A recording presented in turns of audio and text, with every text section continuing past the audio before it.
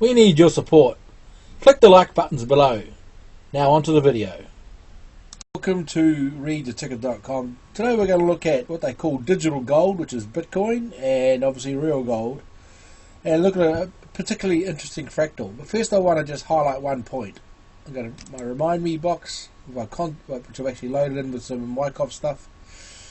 Now here I've got the distribution. Now I just want to focus on one thing, and that's volatility. Price comes up into a range, and then it obviously have there's a sell-off, there's a buyback, there's a secondary test, there's some more sell-offs, and there can be another buyback. So as you notice, there's big swings in the range. That means those people who have work to do to sell their float or their coins, what have you, are moving price up and down the range to get filled. So they have to have work between the range to get their orders done. And eventually what actually happens is if they can't be done to get the orders filled, it breaks the support and goes lower because they can't get filled here, and more supply comes and it gets down there. So short story is, this distribution volatility really never leaves a distribution pattern.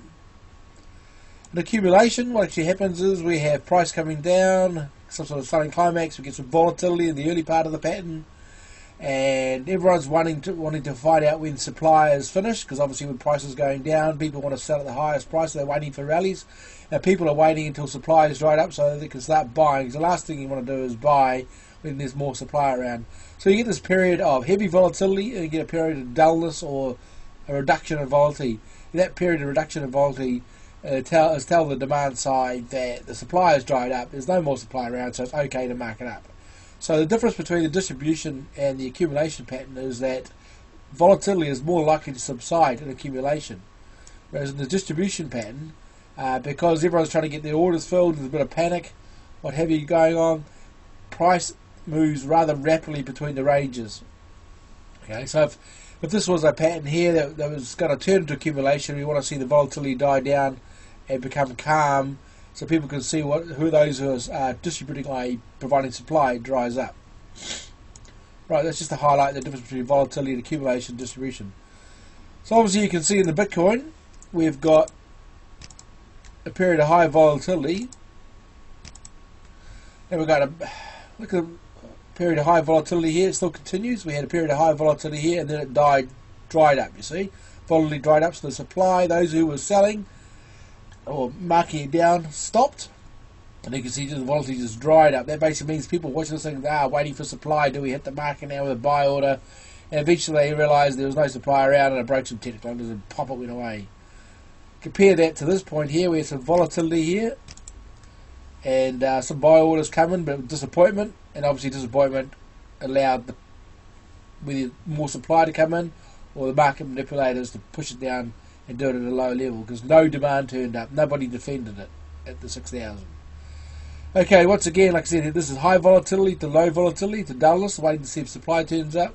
High volatility to dullness, waiting to see supply tips up. This time they hit the demand button and the buying went up. So at the moment, we've got high volatility, as you can see here. The higher volatility, wrong button. High volatility, and people trying to get orders filled, and obviously in this situation the supply wasn't there, price had to be marked down. Okay, so high volatility continues in the Bitcoin, which is obviously people trying to get orders filled, what have you. So the supply coming into the market is not over, and obviously we may see a test of support around 9,000. Now what's interesting, focus on that pattern there for you, a bit of a double top, a bit of a double top, with my words getting a bit confusing. We've got some issues here. That is definitely a distribution pattern, because supply is coming in, and here's this preliminary supply here, because we have a bit of a rally. Some people started to sell there, because obviously people who accumulated all along here, and were in a bit of a loss for a while, either decided to get out here and say, oh, look, I can't handle this, and chuck it in, and obviously the markup here, there's some more distribution coming in here. So we're going to find out if there's real demand in this product. We're going to find out when it comes down to test the lows, whether volatility dies down, that those who wish to get out or what have you, because obviously the price here, sorry, there's a bit of a cold today, here we go, that's it. Those people who have accumulated all down here for the last 18 months are deciding whether to take their profits or not, and because they're too nervous about higher prices. Because they see the volatility as well, they don't like it. So we want to see some demand come in here and slow the supply, and obviously the supply to dry up. That means the volatility to die. But what's interesting about this pattern, I just want to drag you back to gold.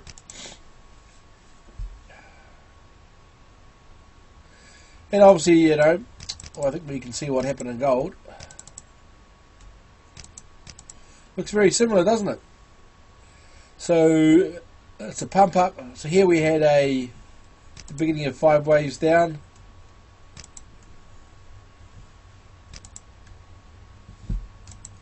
It's finished over here, which is quite a harsh correction. And as you notice here, the metal markets are moving, and Bitcoin is not exactly reacting the same way as gold is to the current crisis out there. So Bitcoin digital gold story at risk.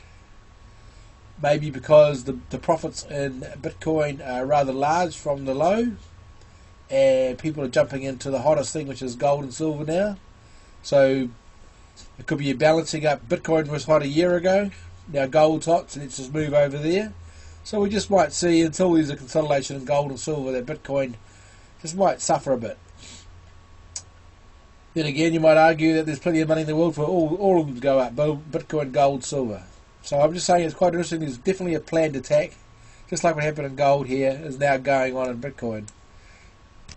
So the good news is, if this pattern here is stopped at 9,000 or 8.5, that basically shows there's more supply around at that same point of time that it was in gold.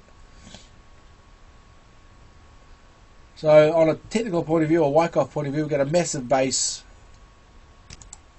This is just a massive base in here, and there has been accumulation down here.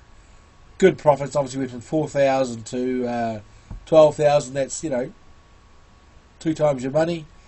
So this typical distribution pattern here can be expected. Well, other markets will be flat in the world. So I think we'll have to wait and see. This is on a Wyckoff point of view. We've had a markup, a breakout, coming back to test the breakup zone. A lot of volatility, a lot of volume. So we really have to wait to see the volume dries up for confirmation. Thanks very much for watching.